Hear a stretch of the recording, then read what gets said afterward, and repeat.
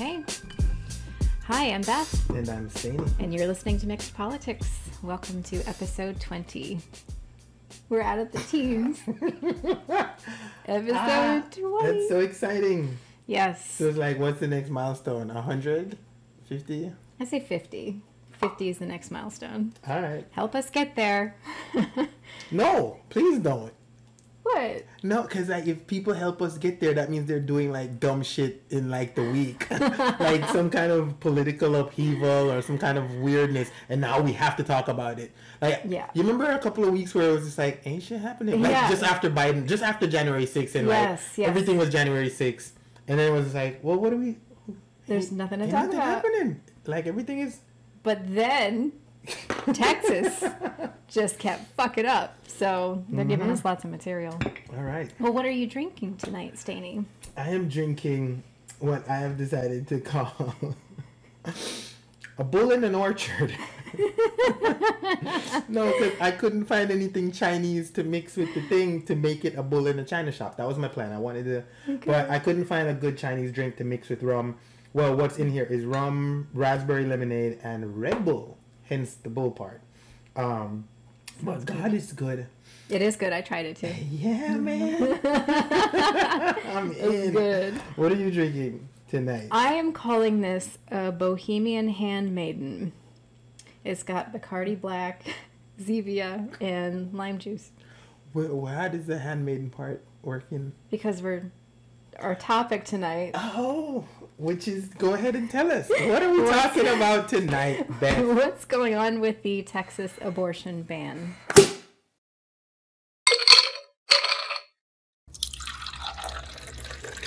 Yeah. So I had to throw the Handmaiden in there. And Bohemian just because, it's fun. It's fun. So. All right. Yeah. I think we should cheers before we get into this. Please. Hey, man. I hope you have a good episode. This is great. This is good. This is big for you. This I'm a fan. It's a very heavy topic.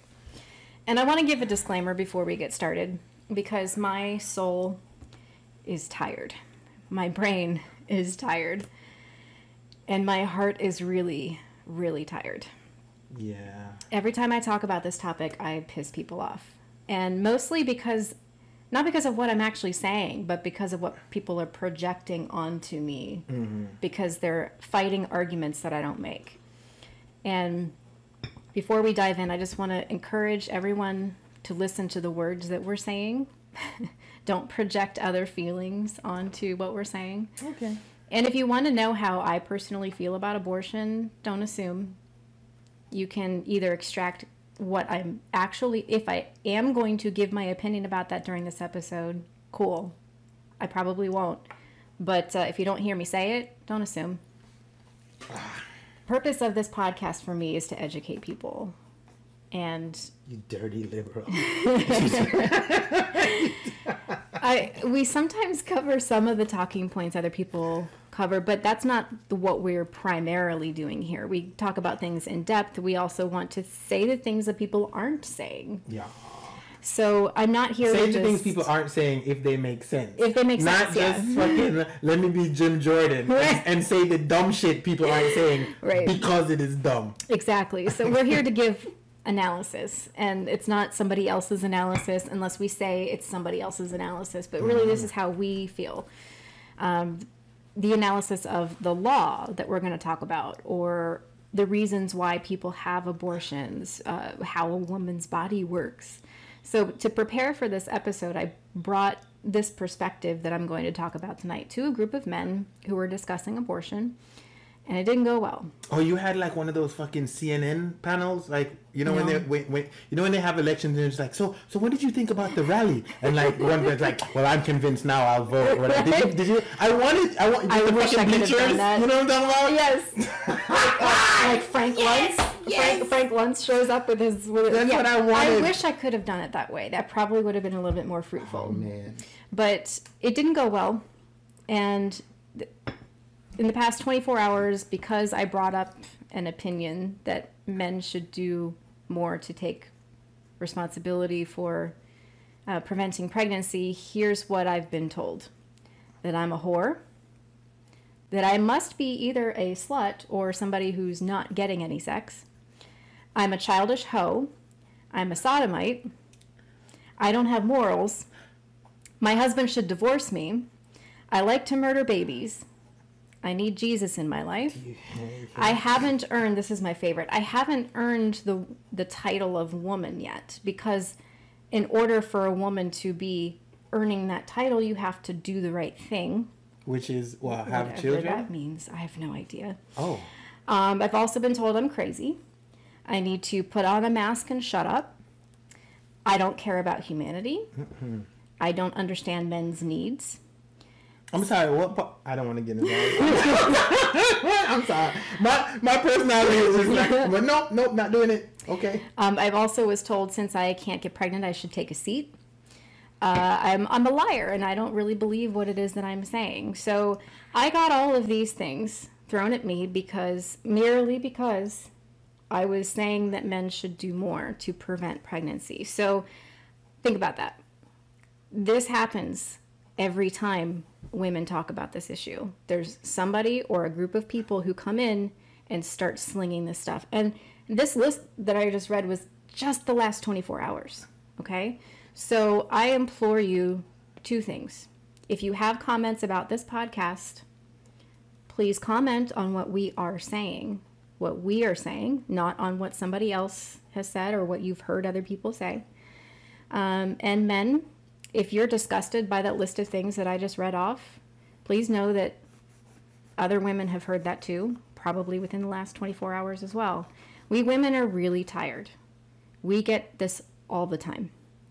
And as soon as we have an opinion, somehow it becomes our fault that we get pregnant, and we need to just, I guess, keep our legs closed is what the bottom line always seems to be. Yet I know these people are ignorant. I know that they're simpletons. I know they're projecting their securities. But guys, these people exist. They're loud. They drain our souls, and they write our laws.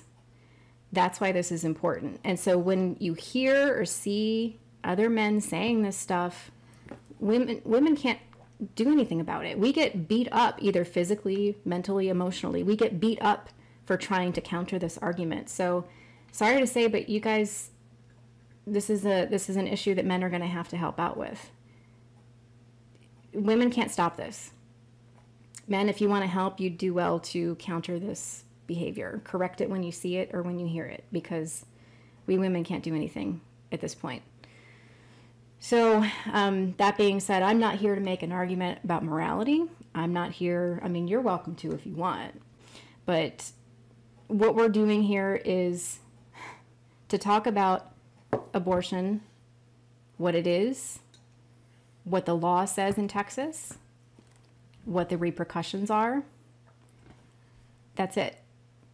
We might tack on some other things for our Patreon supporters, but just note that I am not going to argue with you if you're going to throw insults at us, okay? You're not here to change anybody's mind if you're going to be insulting us.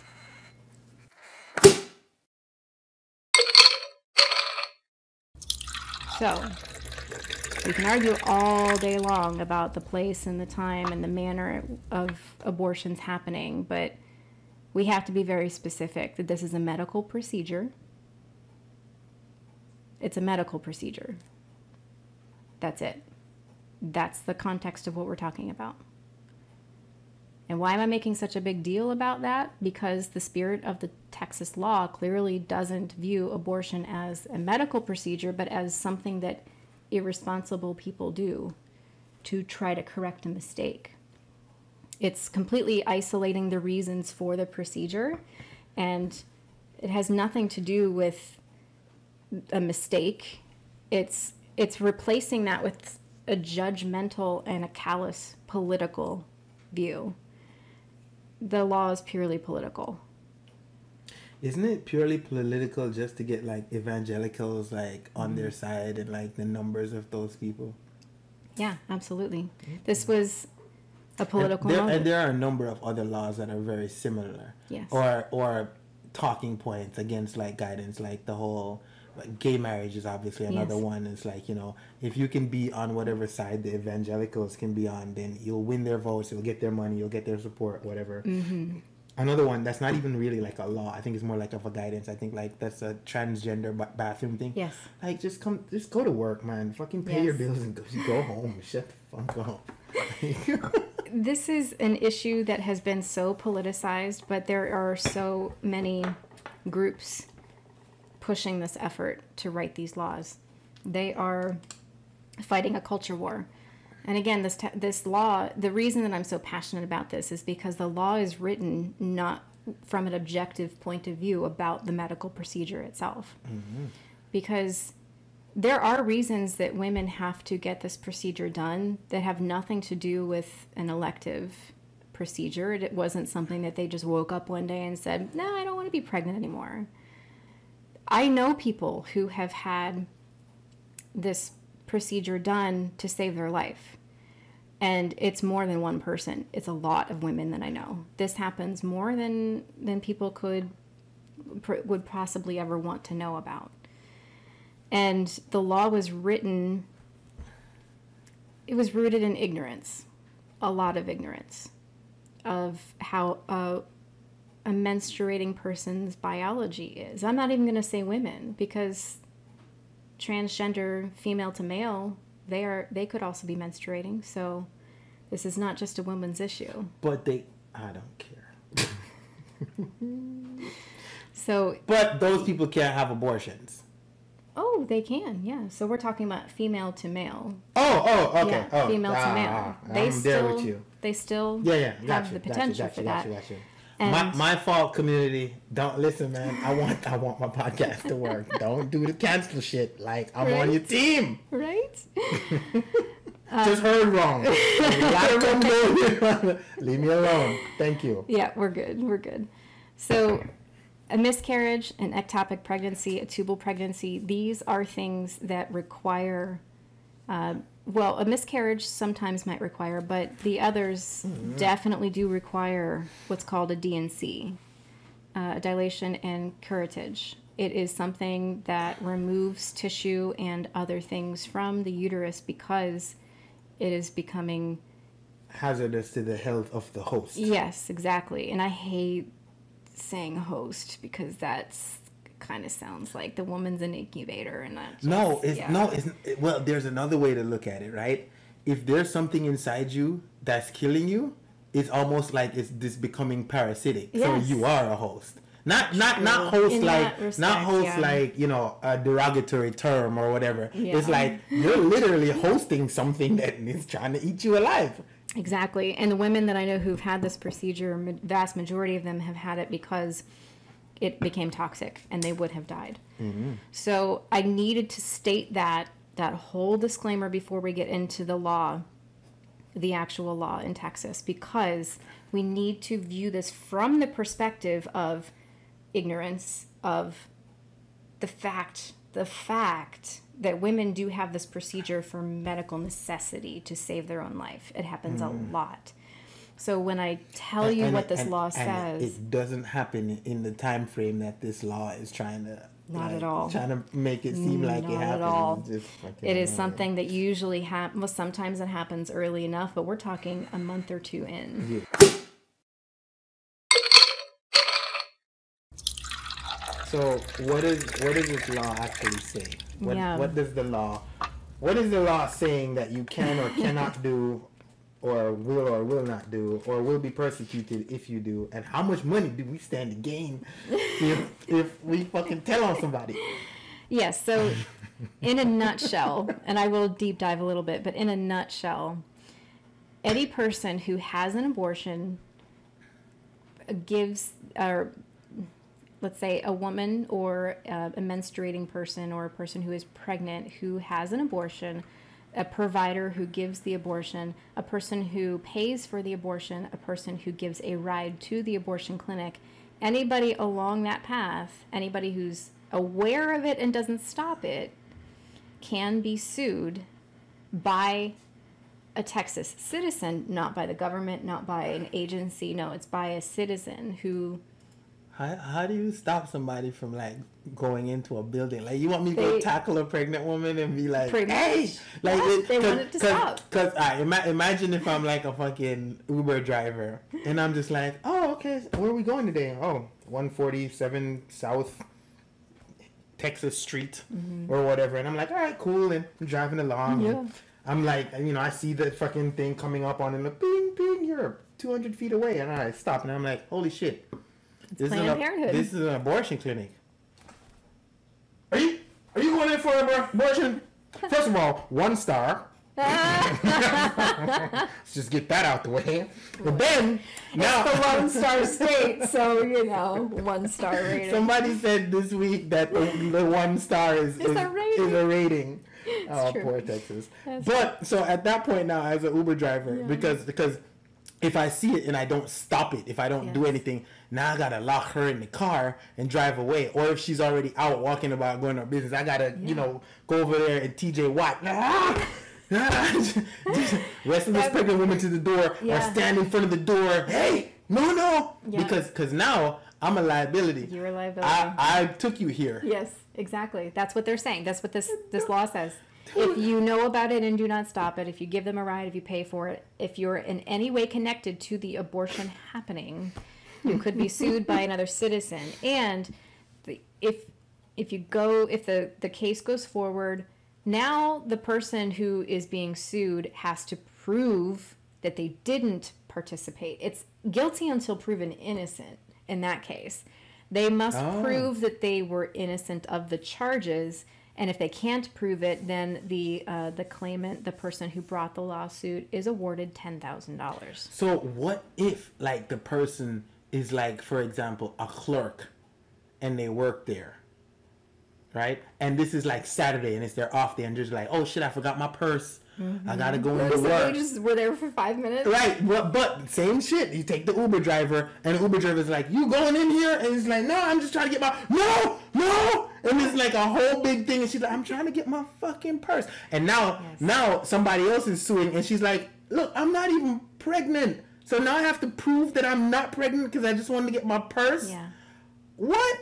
So you see how quickly this falls apart? We never even talked about this before. I literally sat here and just came up with those 2 bullshit scenarios out of my head. If this is the first time you're watching, we don't share all of the deep dive talking points that we're going to talk about before we start this episode. He did not know this information. So yes, it is so simple to break this thing apart and be like, this is stupid. Oh, God. Like, what happens if?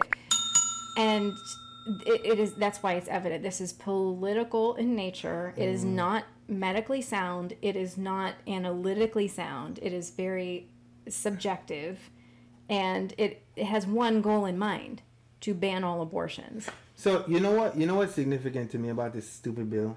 The time frame. Yeah. And it's like you have 6 weeks. No, you don't. So for the people who have periods, that's a 4-week exchange. Thank you for saying that, because I actually had some notes here that I was going to have to do a little remedial biology lesson of what a woman's period's like. No, let's not do that. Come on now. Well, but I think Come on, man. I wasn't going to say more than... Here's the thing. There are 4 phases in a menstrual cycle, and it lasts, on average, 28 days. This is not something where the menstrual cycle is 7 days long and it's only the bleeding part. No. And women have so many factors that can change. So the stress, the amount of sleep, what they eat, drink, how much exercise, what type of exercise, genetics, illness, medication, all of these things can affect the menstrual cycle so that it might not be 28 days. It could be 30 days one month. It could be 16 the next month. All of these factors change the cycle, and there's 4 phases of that cycle. But when you get to the actual menstrual flow part, and you're supposed to, and you're just like, oh shit, it's not coming. Alright, it's cool. I'm gonna just give it a couple of days, and then like 2-3 days, and you're just like, oh shit, it's not coming. All right. Well, at this point, just so y'all know, She already 3 days into the 5th week. Yes. Just let me break this down because you're absolutely right. So the reason I wanted to mention the 4 phases is because any one of those 4 phases within that 28-ish day cycle could become extended or shortened based on all of those factors I just mentioned. Yeah. So it is very typical that women don't start their period the day that they're supposed to because, again, they could just be stressed. They could be, no sleep. Yeah. So also pregnancy in this law and in the medical community. So, hey, let me give kudos where it's due. At least whoever wrote this law understood that the medical community calculates pregnancy not from the date of ejaculation into the woman's body, but actually 2 weeks prior, 2-ish weeks prior. Pregnancy is calculated based on the first day of her most recent menstrual cycle. So, and that's about 2 weeks before she gets pregnant, before she actually gets pregnant.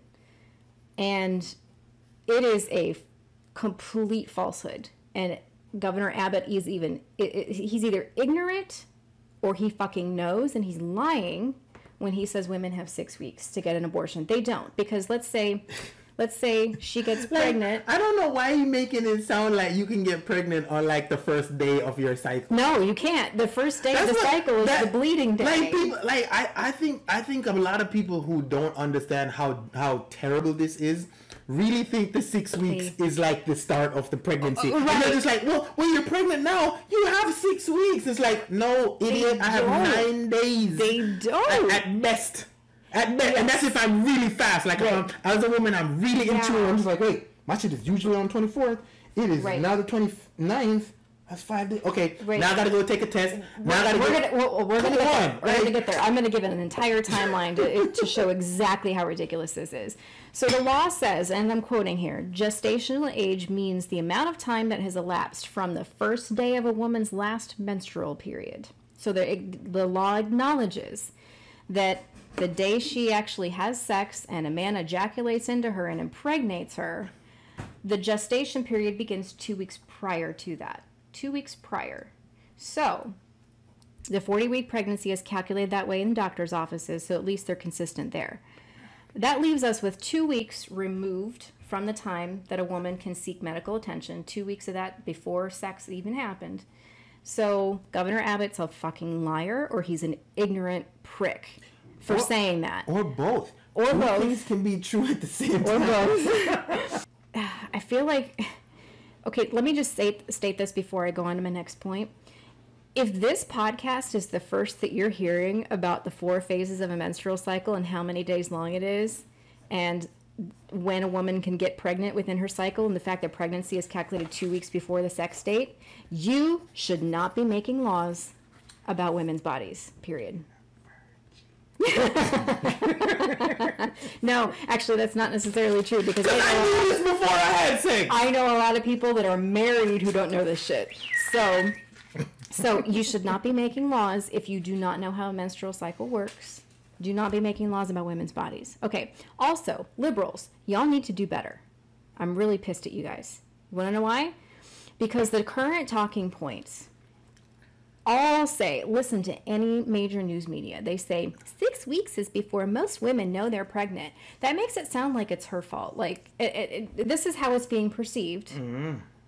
That a menstruating person just doesn't know they're pregnant at 6 weeks because maybe they weren't paying attention. Stop it. Stop that. What you should be saying is 6 weeks is before most women could possibly know that they're pregnant. This has nothing to do with a woman looking at her calendar. Exactly like Stainy, what he was saying a few minutes ago. We're going to go there now. So women's cycles are often irregular because of the food, because of environmental issues, illness, medication, whatever. So when a woman has sex, 2 weeks later is the very earliest that she could possibly know that she skipped a period. So now we're 4 weeks into pregnancy. And that's honestly, not that I'm like super impregnated or anything, but like, I don't think there's a woman on the planet that knows, like, I've missed my period today, and so I am definitely pregnant. Oh, so I do. Actually, I keep it in I have an app that I use, and and I can't get pregnant. So but what I'm saying I know is exactly when it's supposed to be. Right, no, I'm not saying you don't know when it's supposed to be. I'm saying that the first missed day doesn't automatically equate to I'm now one day. I'm now however many days pregnant. That's what because that's what they're trying. Yeah, you don't know. We don't know. You gotta go confirm it somehow. Yes. And usually, unless you're a paranoid woman or you've been trying to get pregnant for however long. Yes. There's no way on the next morning you're just like, oh shit, it's 27th. We're having a baby. Yes, that doesn't happen because women will absolutely go into a state of torture, whether they're happy about a pregnancy or not happy about a pregnancy. It is torture for us because you guys just like you get off and then you're like, boop, I feel good, and then you don't think twice about it. That's not how I get off. Okay, all right, but women fear this or are waiting anxiously for this for the next 2 weeks from the time you have sex until you're if you're having sex around your ovulation period where you're going to get pregnant for the next 2 weeks it's just like waiting am I and by that point you're 4 weeks pregnant. You're not 2 weeks pregnant. You're 4 weeks pregnant by the earliest point at which you could possibly know that you missed your period. So you're now 4 weeks pregnant. And so now you only have 2 weeks left to do all the action. And I'm going to do a whole list of the Texas laws and the things that you need to do if you are pregnant. If you've ever been a part of actually trying to have a baby or somebody in your family, like your sister or somebody you're close to or whatever, it's nerve rattling. If you're trying and you're just like, okay, so we did it literally every single day I was ovulating. Right. And now I sit and wait for 2 whole fucking weeks to figure out if it worked. And then the first day you're just like, period's not here. Yeah. Okay, so we gotta go get a test, and you get the test, and it's like, well, that one isn't definitive. All right, let's get another test. Let's get the other type, not the stick, but the cup. Right.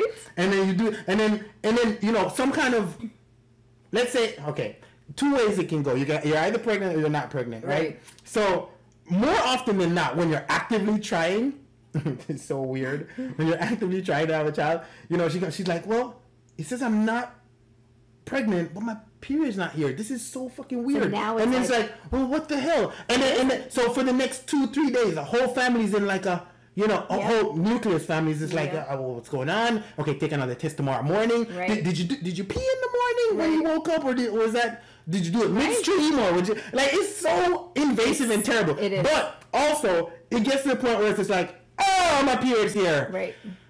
3 days late.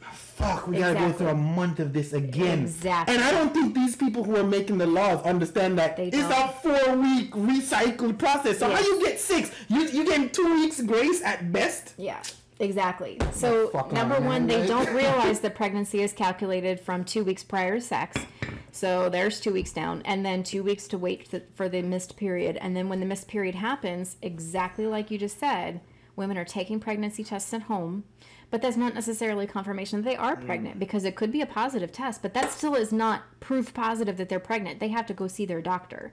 So let me give you a real quick thing, a note about this law. By the way, it's Senate Bill 8. I forgot to mention that. Texas Senate Bill 8. Senate Bill not 8. Federal. Not federal, yes. Texas Senate Bill 8 states that it does not override any pre-existing laws. So what the fuck is it then?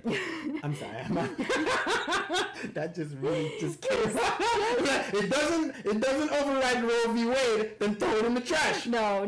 That's not what I'm referring to. It does not override any pre-existing anti-abortion laws in Texas. A limit on time, location, or manner of abortions that already exist. So there are existing laws that require wait times to have counseling within a certain 100-mile radius and all that kind of stuff. By the way, I'd like to point out, I don't know if you were planning to or you, I don't know. This law, or catching the criminal, this is not like a criminal law that does criminal punishment. It's completely punitive. Yes. And I don't remember who it was that said, I read it somewhere or somebody said it to me, where if it was if the penalty for breaking a law is a fine, then it's a law that governs poor people. This is true. Because I promise you, if you're rich enough, You won't get on a private jet and fly to Cancun and have an abortion and then fly back by evening. They'll just go to a neighboring state. I mean, yes, this is punitive in nature and completely rooted in, again, not seeing this as a medical procedure, seeing it as something that they want to eradicate completely, which is why it doesn't take any of this medical information into account, which we're two people who happen, like, he has children, I don't, but I have friends who have been family planning for years. So we just, being two individual people living in the United States of America, know a plethora of people who have been through this before. Mm-hmm. And we can poke holes in this law so easily. Yeah, just like poking a hole in a condom. I know your mind went there. I said it. I know. Come on now. Yeah, I guess. So, because this Texas Senate Bill 8 does not override any existing laws, let's go through an actual scenario of what's going to happen now that we know that pregnancy is calculated from 2 weeks before sex, and now you can't... 2 weeks before ovulation. Well, but we're just talking about, they're saying that the law that Governor Abbott describes is that a woman has 6 weeks after she has sex to get an abortion. That ain't true, my guy. But that's what I'm saying. He's describing it as 6 weeks from the time of ejaculation into her. And no one is looking into it like you and I to be like, no, bitch, you off by at least 2 weeks. If you want to give a woman 4 weeks. If you want to give a woman 6 weeks grace, that grace needs to start when she can find out if she's pregnant or not. Missed period. Yes, that's when it should be. That's it. Yes. So this 6 weeks it's literal politics. It's bait and switch. It's like, you have 6 weeks, but you really don't. You really have 2. You have 2 weeks.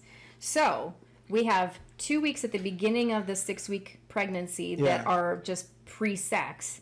Then you have 2 weeks before she could even miss her period. Right. So now we have 4 weeks of fluff.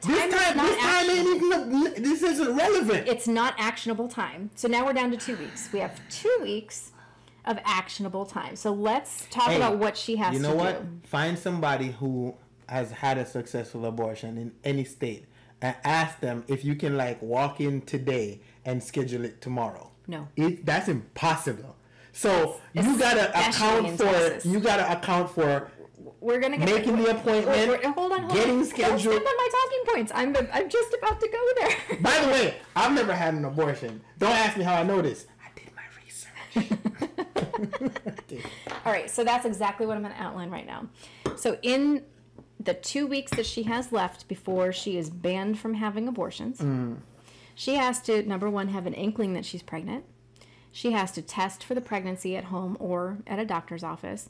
She has to see the doctor for confirmation of the pregnancy. Yeah. She has to then make the life-altering decision about whether she's going to terminate the pregnancy or go forward with it. Mm-hmm. She has to, potentially notify the person who impregnated her.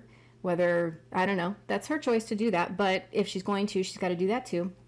She has to find the provider that can do the abortion and schedule the appointment. And have an appointment within them fucking 2 weeks. Hold on. Find a counselor and schedule an appointment and receive in-person counseling at a facility within 100 miles of the abortion provider so that they can receive counseling about why they shouldn't have an abortion. That's mandated by law. Yeah, I know. Not just Texas. There's in a number of states. I was about to bring that up. It's not just Texas. You have to have counseling a certain number of days before the actual procedure within a number of time frame or whatever. But you know what it's like? This reminds me of. It's like when kids that used to go to gay camp. And they used to pray the gay away or whatever. It's like you have already decided between yourself, your maker or whatever, and your spouse, husband, wife, whatever the fuck, however you got pregnant, and you had to deal with all of that. And now you're gonna sit with a complete fucking stranger, and they're gonna try to convince you. And however long this counseling session is supposed to take, whether 1 time or 2 times or 3 hours or whatever, to you don't want to do this. You don't want to be a baby murderer. Don't kill this baby. This baby could be the next Michael Jordan. By the way, there's only one Michael Jordan ever in existence ever. But they give you this spiel where it's just like, your baby could be the next LeBron James. No, it's not. Your baby gonna be regular ass Joe Schmo. Now, can you imagine? I don't know if you were thinking about this, but can you imagine going to that 3-hour counselor session or whatever, you already know that you want to have an abortion because you scheduled it. That's why you're on this path. Right. So you go to this counseling session and, you know, this man or woman or whatever convinces you, you know, you're going to burn in hell, you know, whatever, blah, blah. What about your soul? What about your baby's soul? Yada, yada. And you don't want to do this. And you fucking cry and you sob because this person's just knocking on your, you know, all your neurotransmitters. And now you have to go back home to the guy who you got pregnant with. And when you left here in the morning, you were supposed to go through this and deal with this because we have an abortion in 3 days. And then you're just like, I don't know. I don't want to go to hell. I don't want my baby to go to hell. I think I want to have this child. Jesus fucking Christ. Here we are. It's manipulation. It's torture. It's wrong. It's wrong. The number of hoops that she has to go through to make a decision that was difficult for her to make in the first place. Now, and that's not even all. So after the counseling session, they must wait a minimum of 24 hours, but then they also have to have an intravaginal ultrasound, and then that also has to be 24 hours before the abortion procedure itself. So we just lost 3 days out of the 2 weeks that we had left. No. You lost 3 days, but that is best if there's a best case scenario. Best case scenario where you get the appointment that you want at the place that you want. Right, yes, exactly. So let me run through that list again so we have it all at once. So she has to know she's pregnant. She has to have a pregnancy test at home or go see a doctor. She has to, have the doctor confirm the pregnancy. She has to decide that she wants to have an abortion. She has to maybe notify the person who impregnated her, find a provider to perform the abortion, schedule a counseling appointment within a 100-mile radius of that, also more than 24 hours before the abortion itself, then also have the transvaginal ultrasound more than 24 hours beforehand. All of these things must be done within that 2-week period. Could you do all that shit in 2 weeks? Could you find a doctor to confirm that you're pregnant to begin with? I mean, ladies, how many times have you tried to get into your gynecologist? And they tell you it's like you got 4 weeks It's weeks.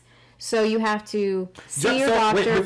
Before you even move past that, because it is weeks just to set the appointment, it's over already. Exactly. We're done. We don't have to get to the other valid points that you got to list off.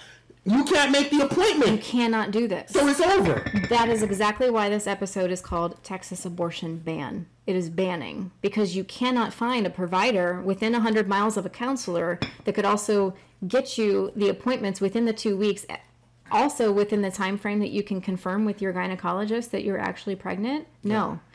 And so we can't do this in 2 weeks. And Governor Abbott, again, either he's fucking ignorant and he shouldn't be writing or signing these laws anyway, or he knows, and he is purposely misleading the public by saying that they have 6 weeks. He knows. This angers me to no end.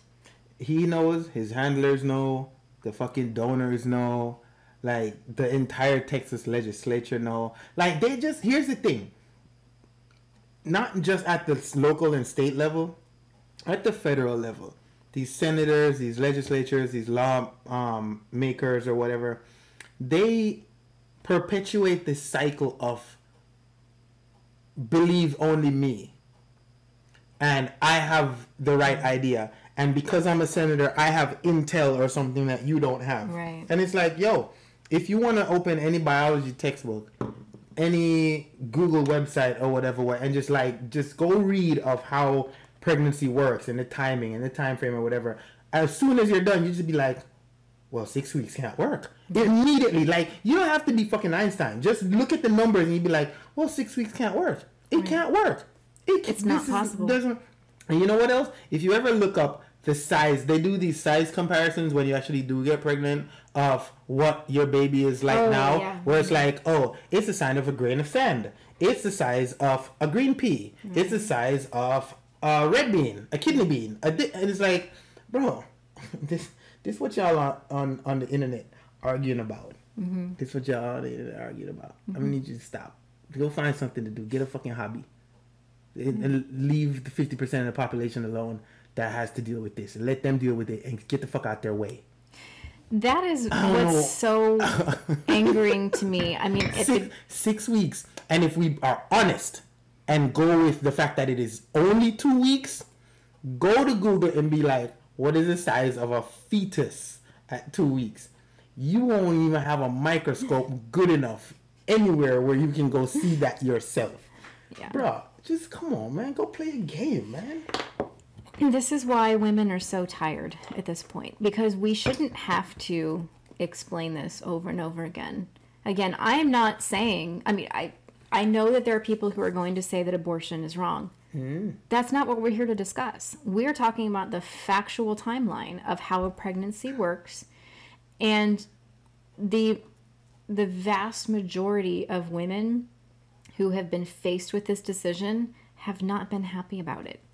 This is not an easy decision to make to begin with, but then to be rushed through the process. Do you not understand that that's going to cause so much trauma? Hypothetically, theoretically, on paper, rush through the process because you cannot physically get the appointment. You can't get the appointment, especially now because so many women are scrambling to do this as soon as possible. The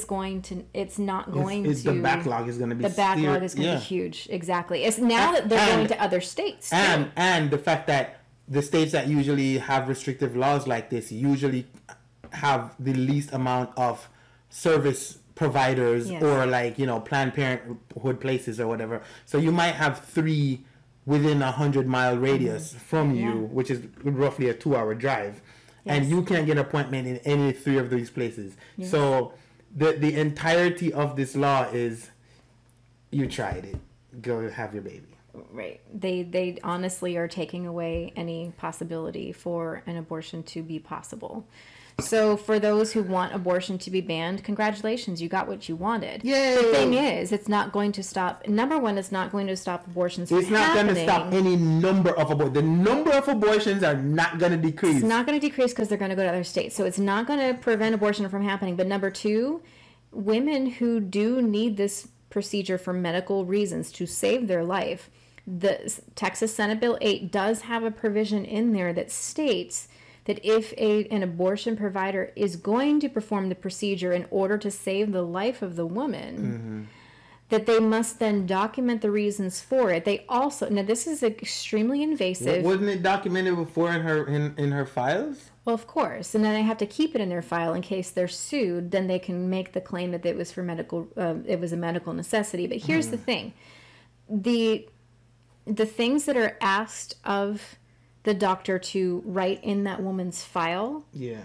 is disgusting. On a human level, it is absolutely invasive and disgusting. They ask how many pregnancies this person has had, how many prior abortions they may have had, what was the medical reason for them to have a life-saving procedure.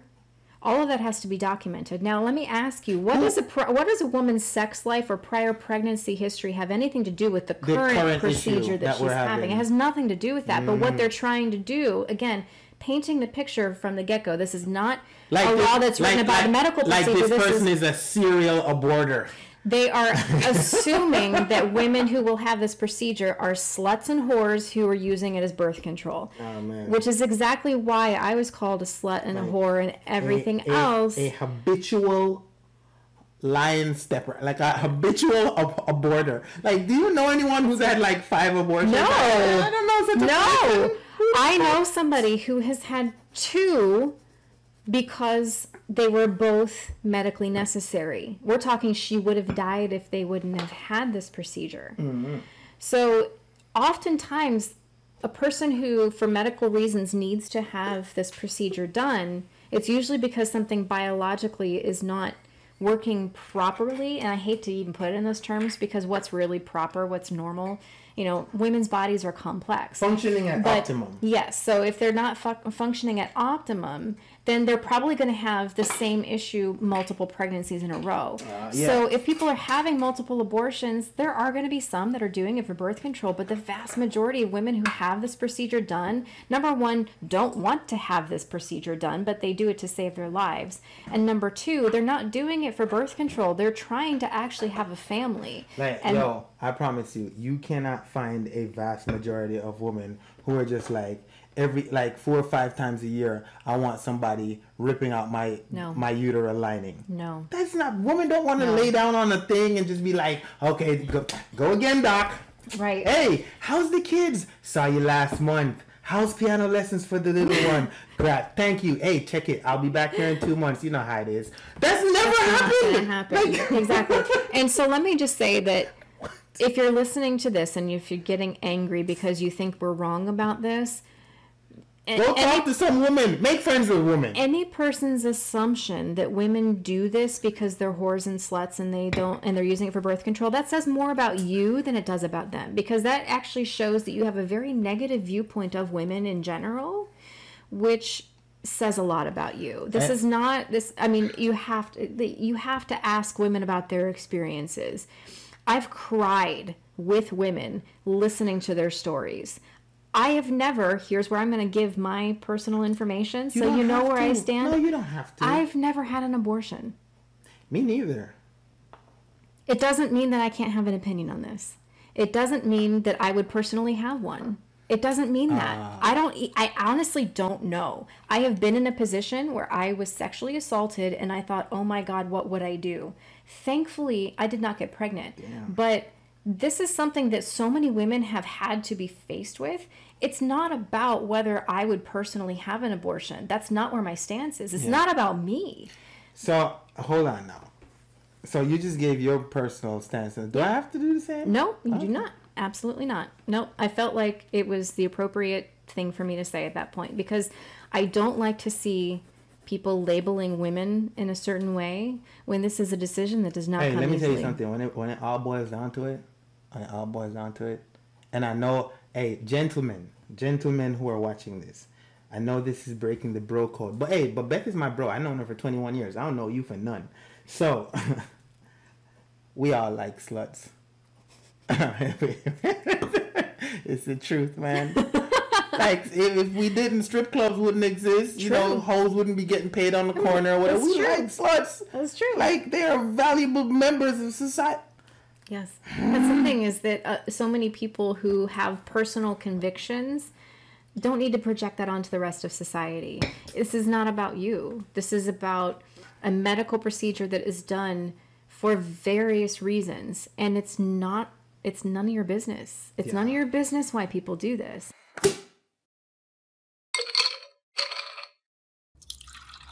Now, I do want to touch on pro-life versus pro-choice, because I really, for years, have felt, and I'm actually grateful for an opportunity to finally be able to talk about this. Mm-hmm. The labels of pro-life and pro-choice are misused so much, because a lot of people that I know that claim to be pro-life are actually pro-choice, because they would say, now I would never personally have an abortion, but I support other women's right to do that. But they call themselves pro-life. And it's like, no, you're pro-choice. This is about us not getting involved in other people's shit. Yeah. That's what the pro-choice argument is. You don't have to be for abortion you know to what be pro-choice. politically the fucking bullshit that I can't stand with? The same people who are pro-life are against big government meddling in your personal and interpersonal affairs that you can sort out between you and another individual or a doctor or whatever. It's like, how confused are you fucking conservatives? Do you like big government? Because it's just like, hey, if I'm going to get the vaccine, big government is mandating it. But big government is stopping this woman from not having a baby for, Trap Lord Tyler, because she was taking the antibiotics when she was on her birth control and it fucked it up. And now she's having a baby and she don't want to be having a baby for somebody that drive a Hellcat. Like, I don't understand. Well, here's the thing. Why I can answer that it's okay question. for big government to be in your face with this, but not in your face with vaccines, and not be in your face with guns, and not be in your face with this. It's a slippery slope. But be in your face when it comes to protesting and like running over people. I think Texas and Florida have laws now where it's like you cannot be prosecuted if you run over a protester. Right. Like what? Like it's some cartoon ass laws out here. Some cartoon, like what the actual fuck? I know. Well, I can answer that question about why people are claiming to be wanting to stop abortions, but they're also kind of in favor of big government to do so. It's a logical fallacy. Let me explain this in the simplest of terms, because I know that there are some people watching who are going to feel this way. It's all about saving the babies. I get it. However, this law in Texas does not provide ease of access to a D&C when a woman has an ectopic pregnancy or tubal pregnancy, or a miscarriage that's not shedding itself naturally and she needs to have that taken care of. Therefore, women will die. So you claim that you're trying to save the babies, but in order to save the babies in this manner, you will kill women. And that's the logical fallacy. That's not pro-life. It's not pro-life. So please be aware of what you're fighting for. You also ever notice, and like I'm not making this up, you realize that pro-life people are for the death penalty? Yes. God, dude, That's bothered me. Frustrating dealing with these people because you can't talk to them because it's not that they're like moving one goalpost. They got like 8 goalposts, and they just shoot into whichever fucking one they feel like in this argument, in this conversation. Because that same conversation you were talking about saving the babies, right? Mm-hmm. I'm gonna bring it right back to the last podcast and the podcast before that. So we can't have an abortion after. I'm not going to say 6 anymore. After 2 weeks. Yes, after 2 weeks. We can't have an abortion anymore after 2 weeks because you're killing the babies. You're murdering the babies. We got to save the babies. Okay, listen. We need all kids 12 and under to wear masks in their classroom because we haven't had a lot of clinical trials on children. And so we don't know if COVID would just fuck them up for life, kill them on the spot. Well, we have no idea. Nor we have any idea really what the vaccine would do for them, so they can't really take it yet. So it's up for us as the adults, the grown people, the people over 12, to protect these people. And the best we can do is get vaccinated ourselves so that when they come home, we're not giving them shit to take back to school to give to other kids. And also, while they're at school, make them wear masks for every single moment that they can. Put the mask up, put it up. Texas is like, nah. Nah. Those are our freedoms. That is my right. And as a matter of fucking fact, my body, my choice. Isn't that the same argument that people who are pro fucking... This is how they spell freedom with the D-U-M-B. Yes. I don't understand if they don't hear the words coming out of their mouth. Because they're in one argument on Twitter, on Facebook, on Instagram, whatever. And they're just like, no vaccines, no masks for our kids, no whatever. Mm-hmm. We have to ban abortion because we have to save the babies. It's like, so you want to save the baby inside the woman. But as soon as it gets out, hey man, that baby on his fucking own. Good luck. Let me figure it out. Because I figured it out. I'm here. Baby need to figure it out too. What? We have to insert the clip of George Carlin because he did a routine on that years ago, and it just explains it so well.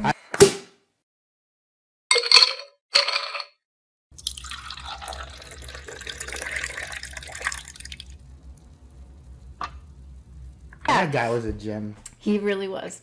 So this is something that I feel so strongly people need to understand is that the pro-life versus pro-choice argument is so misconstrued. And I know a lot of people who claim to be pro-life that when you ask them, how do you personally feel? They're like, oh, I would never have one, but I don't want other people to not have access to it. Well, then you're pro-choice. Mm-hmm. But they can't say they're pro-choice because that comes with so much stigma. Now, the pro-life group, exactly to your point, they are also, they tend to be, generally speaking, pro-death penalty. So here's the thing. If you ask them why they're pro-death penalty, they say, well, if you commit a crime and if you murder other people, then that means that you should be murdered too, and you don't deserve to live. So in that case, let's just take that... So murder is okay. Let's just take that one step further and to say, so there is a scale that you have in which if you do X, Y, Z, there's the scale that you can judge people on to say that there are conditions under which you shouldn't be alive anymore. Yeah. How can you then deny that to the people who are saying that there are conditions upon which they should be able to terminate a pregnancy? In that same respect, there are conditions for those people. They see conditions under which a life should not proceed. So both ends of the spectrum are making the same argument, but somehow they seem to be clashing with one another because of politics. Mm-hmm. So let me give you some more politics before we get out of here. Yeah. Florida is next in line. Apparently, they've been gearing up to have a bill passed just like Texas, because fucking Texas and Florida are like fucking shit. They're the butt of every joke. Outhouse and a pile of shit. And they're just competing for who can be the pile of shit. I don't know if you know, you might know by the time this thing airs. Ron DeSantis is coming under fire in Florida for being the only state of 50 states in the United States of America that did not re-enlist in the pandemic era program to bring federal food aid to 2.1 million children from low-income homes. This program is called the Federal Child Food Aid Program.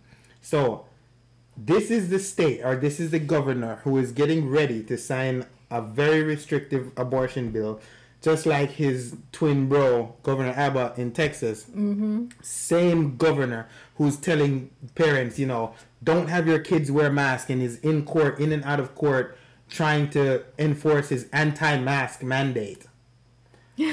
But at the same time, he is the only state that is going to cut off aid for 2.1 million children by not re-enlisting in this program. I think it's like a yearly annual thing where you have to be like, yeah, we have so many children in poverty, need food or whatever, re-enlist. And he's just like, nah. Dude, this guy is all about, these two dudes are all about killing children. But, I'm sorry. These two dudes are all about killing children who are in school, have names, have hobbies, favorite TV shows, friends, learning to ride a bicycle, just got their training wheels off or whatever. But children who we don't even know are gonna make it. Right. Don't have no name. You can't tell me any of their facial features or none of that. Don't. Some of them in 2 weeks definitely do not have a heartbeat. Those children need the utmost protection. But little Jimmy, little Sarah, little Crystal, you know, Nira and Nevin, fuck them kids, man. And this is where we are. Doesn't make any sense.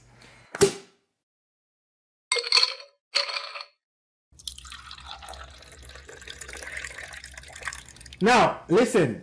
My notes for this podcast was the fact that men should not voice opinions on things that do not directly affect them, which is why, for the past 50-something minutes, I have not voiced one motherfucking opinion. Because, to be honest with you, I don't care, man. I do not have the brain cells to be fighting things that don't affect me.